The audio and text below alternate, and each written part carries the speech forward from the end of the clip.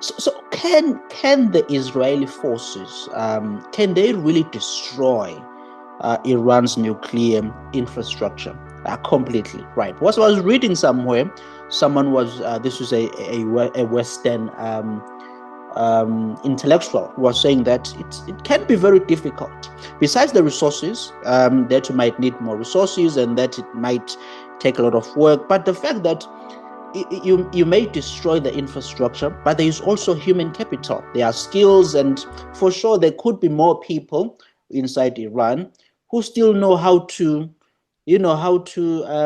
how to manage the nuclear program, how to to get to a process where one can create a nuclear bomb.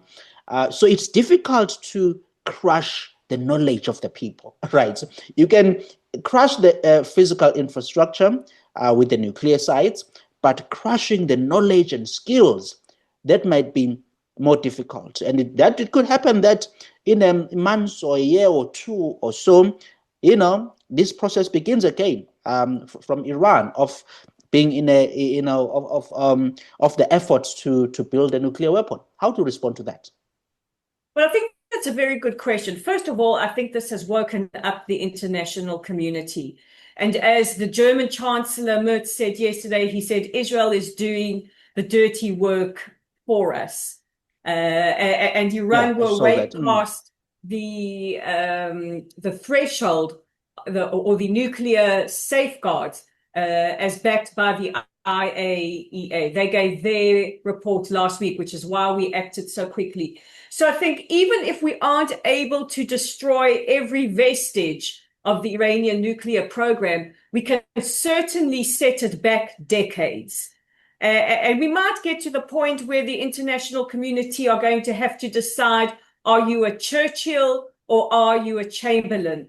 But I think what we've seen from the IDF, from our astonishingly brilliant pilots, is they have come in very quickly, very hard, and they're destroying the assembly line as much as possible. This morning, reports from the IDF that at least 20 centrifuges have been destroyed. We're going for those individual plants. We're going for the scientists. We're going for the IRGC. We're going for the army. And as the Prime Minister said in an interview with I think it was ABC a few days ago, he said even with regards to the Ayatollah Khamenei, that, we're going to do whatever we're going to need to do. We've heard